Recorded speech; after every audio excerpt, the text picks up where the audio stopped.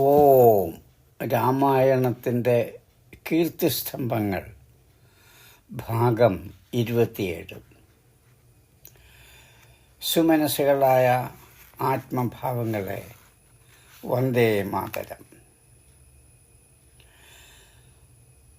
അഭിഷേക ആലോചന മുതൽ രാമാദി ചിത്രകൂടത്തിലെത്തുന്നവരെയുള്ള സംഭവബഹുലമായ ഘടനകളാണ് അയോധ്യാകാന്ഡത്തിൽ കാണുന്നത്. അഭിഷേക വാർത്ത അറിഞ്ഞിട്ട് ശ്രീരാമചന്ദ്രന് പ്രത്യേകിച്ച് പ്രസന്നതയോ, അഭിഷേക വിഘ്ന വാർത്ത അറിഞ്ഞിട്ട് അദ്ദേഹത്തിന് ഏതെങ്കിലും മാനസികമായ ഗ്ലാനിയോ അനുഭവപ്പെട്ടില്ല. വനവാസ വാർത്തയാൽ ശോകാകുലമോ ആകാത്ത രഘുനന്ദനൻ്റെ മുഖ കമലശോഭ എല്ലാ സഹൃദയരും പ്രത്യേകം ശ്രദ്ധിക്കുന്നുണ്ട്. നീലാംബുജ ശ്യാമള കോമളാംഗം സീതാസമാരോഹിത വാമഭാഗം പാണോ മഹാസായകചാരിശാപം നമാമി രാമം രഘുവംശനാഥം. നീലത്താമര പോലെ ശ്യാമള കോമളമായ ശരീരത്തോടും വാമഭാഗത്ത് വിരാജിക്കുന്ന സീതയോടും അമ്പും വില്ലുമേന്തിയ മനോഹര തൃക്കൈകളോടെയും വിളങ്ങുന്ന രഘുരാമനെ നമ്മൾ നമസ്കരിക്കുന്നു, പ്രണമിക്കുന്നു. വിദേഹ രാജൻ്റെ പരിശുദ്ധ സ്നേഹവും സ്വഭാവമാഹാത്മ്യവും സുനയനാദേവിയുടെ വിനയാദി സദ്ഗുണങ്ങളും പുത്രിമാരിൽ കണ്ട് വാത്സല്യനിധികളായ ദശരഥ കുടുംബാംഗങ്ങൾ ആഹ്ലാദമഗ്നരായി. അമ്മമാരുടെ പരിലാളനങ്ങളാൽ ജനക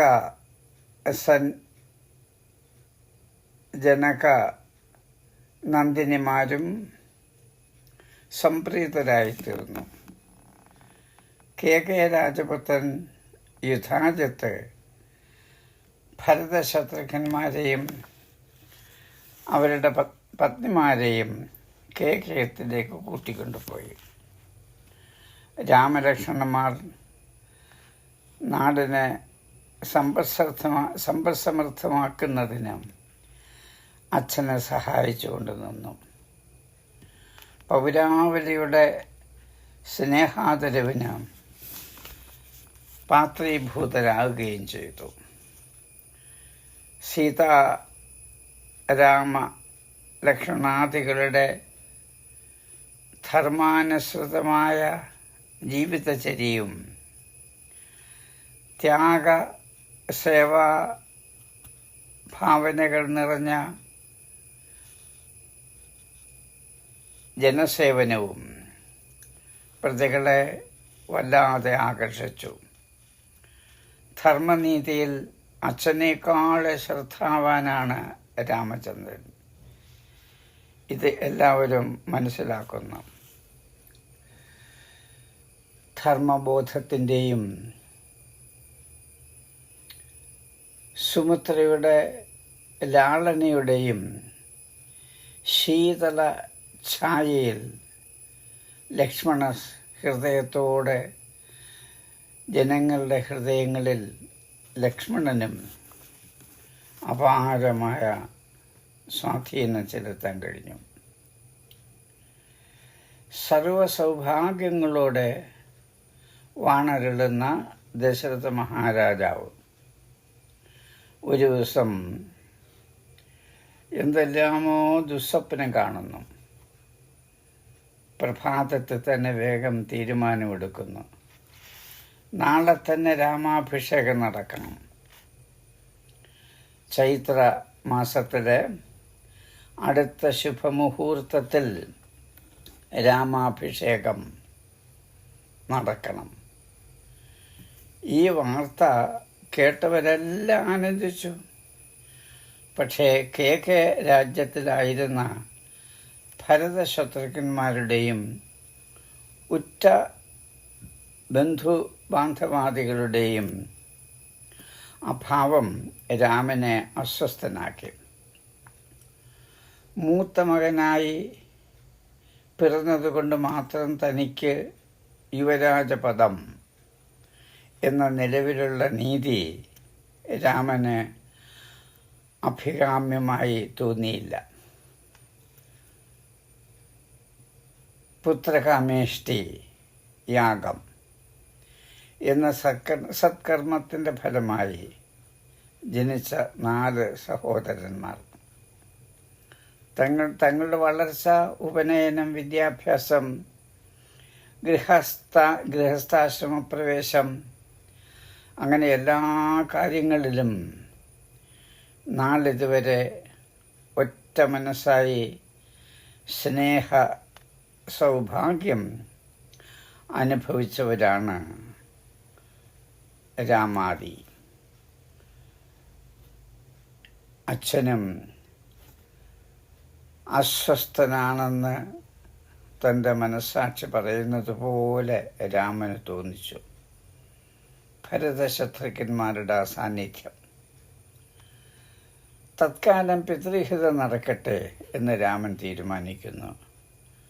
അനുജന്മാർ 2 പേര് ഇല്ലെങ്കിൽ തന്നെയും.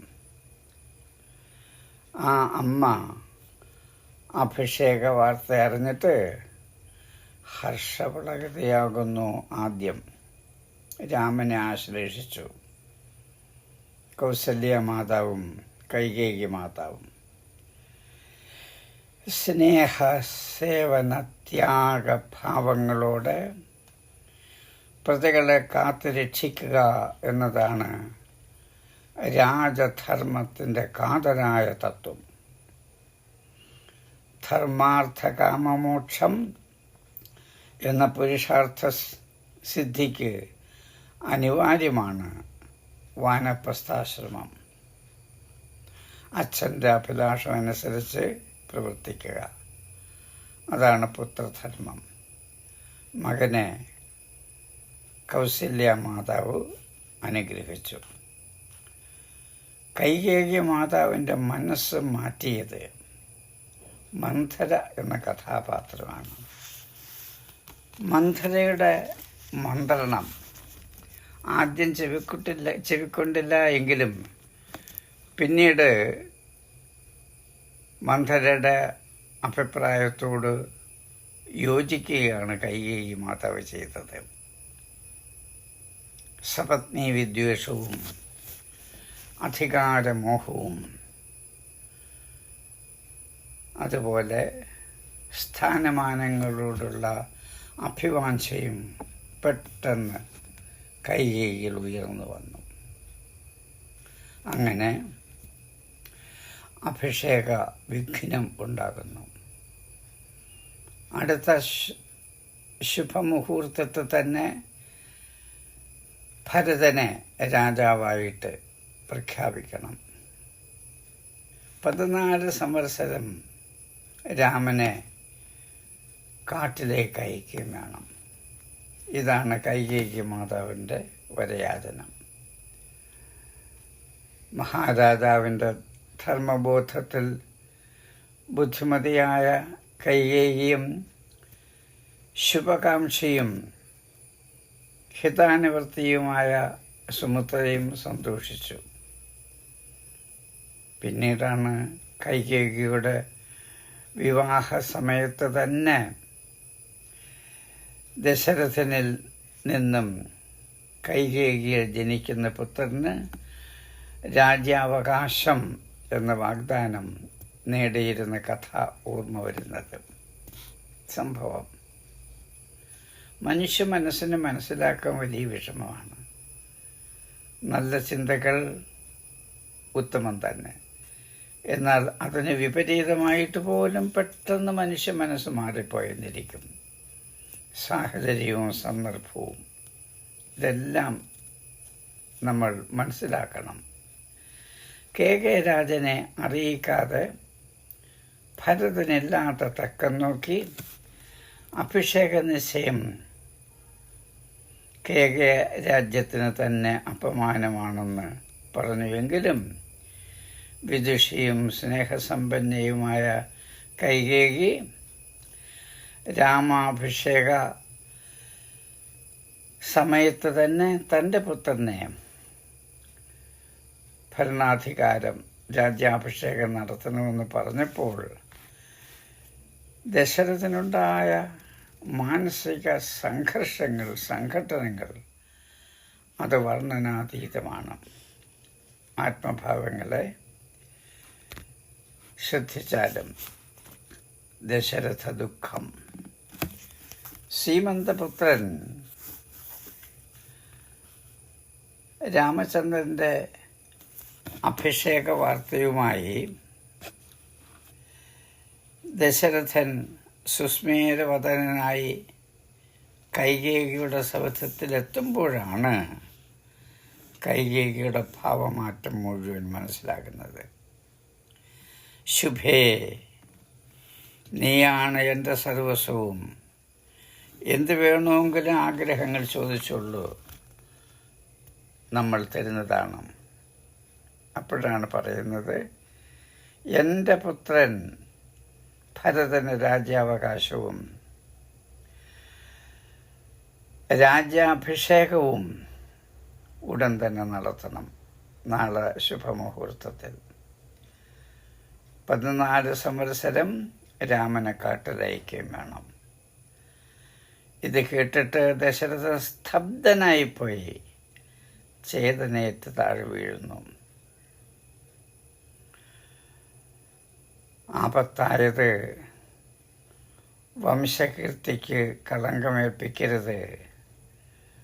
വംശമര്യാദ വാർദ്ധക്യ സംഭവവും പരിഗണിച്ച് അങ്ങ് പണ്ട് വാക്ക് തന്നത് ഇന്ന് പാലിക്കുക തന്നെ വേണം. ചെങ്കോലും രാജകിരീടവും ധരിക്കേണ്ട രാമന് വനവാസം എന്നറിയുമ്പോൾ പ്രജകൾ എന്നെ നിന്ദിക്കും എന്നൊക്കെ ദശരഥൻ പറഞ്ഞു നോക്കി. കാമലോലുപയായ ഒരു ഭാര്യയുടെ സ്വാർത്ഥ താല്പര്യത്തിന് അടിമയായിപ്പോയല്ലോ. രാജധർമ്മത്തിന് കളങ്കമേൽപ്പിച്ച ഒരു രാജാവ് രഘുവംശത്തിലുണ്ടായിരുന്നു. ത്യാഗസുരഭിലമായ ഭാരതീയ സംസ്കാരത്തിന് കളങ്കം ചാർത്തിയ ഒരു രാജ്ഞി എന്നായിരിക്കും ചരിത്രം നമ്മെപ്പറ്റി നിന്നെക്കുറിച്ച് രേഖപ്പെടുത്തുക. അങ്ങനെ പരിവേദനങ്ങളും പ്രാർത്ഥനകളുമായി നിമിഷങ്ങൾ എണ്ണി ദശരഥൻ ആ രാത്രി കഴിച്ചുകൂട്ടി, രാമശബ്ദം മാത്രം ഉച്ചരിച്ചുകൊണ്ടും. പ്രഭാതത്തിലാണ് മറ്റ് സംഭവങ്ങളെല്ലാം നടന്നത് അറിയുന്നത്. രാമന് ഒരു മാറ്റവുമില്ല. സന്തോഷത്തിലും ദുഃഖത്തിലും മനസ്സിൻ്റെ സമനില ഒന്നുപോലായിരിക്കണം എന്ന് വലിയൊരു മനഃശാസ്ത്രം രാമനിലൂടെ നമുക്ക് ലഭ്യമാകുന്നു. അഭിഷേക വിഘ്ന വാർത്ത കേട്ട് ഞെട്ടിത്തകർന്ന സീത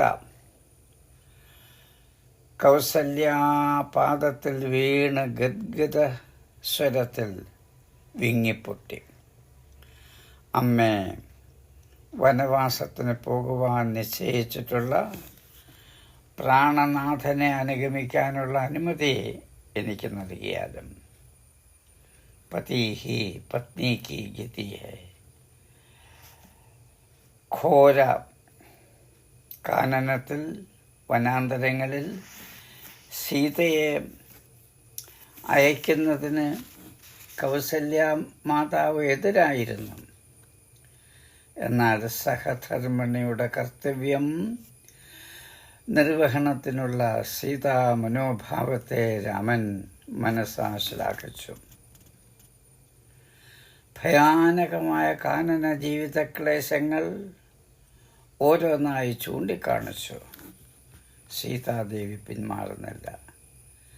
ദീനബന്ധുവും സ്നേഹനിധിയും സർവഗുണസമ്പന്നനുമായ രാമനോടുകൂടെയുള്ള കാനന ജീവിതം എനിക്ക് സൗഭാഗ്യമായി തീരും.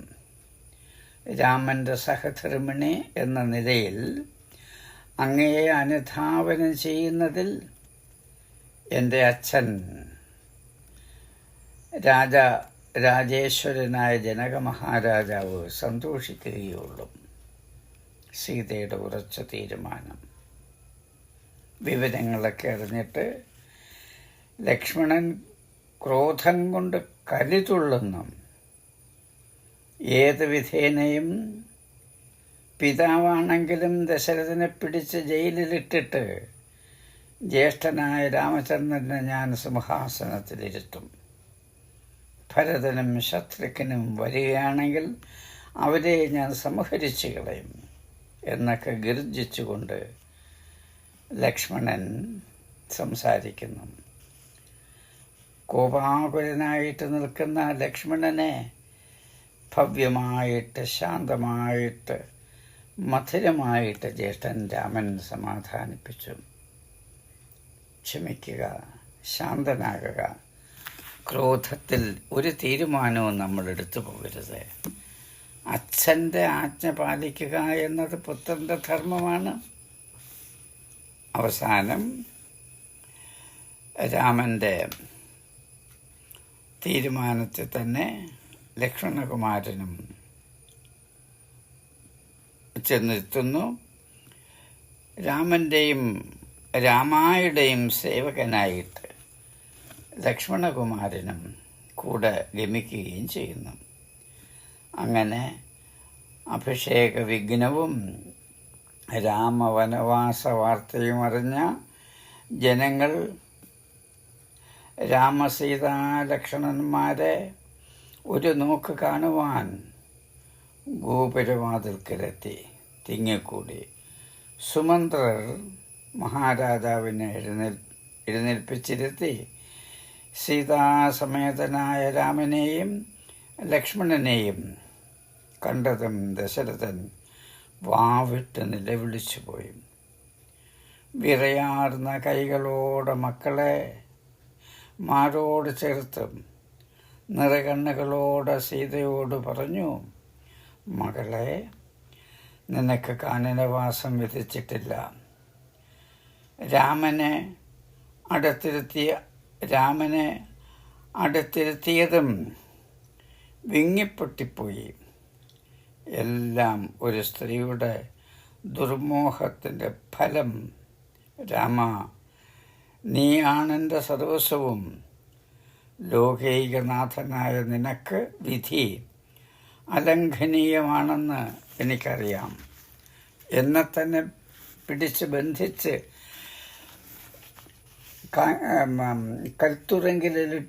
ഇട്ടിട്ട് നീ രാജ്യം ഭരിക്കും. അത് ക്ഷത്രിയൻ്റെ ധർമ്മമാണ് എന്നൊക്കെ ദശരഥൻ പറഞ്ഞു നോക്കിയിട്ടും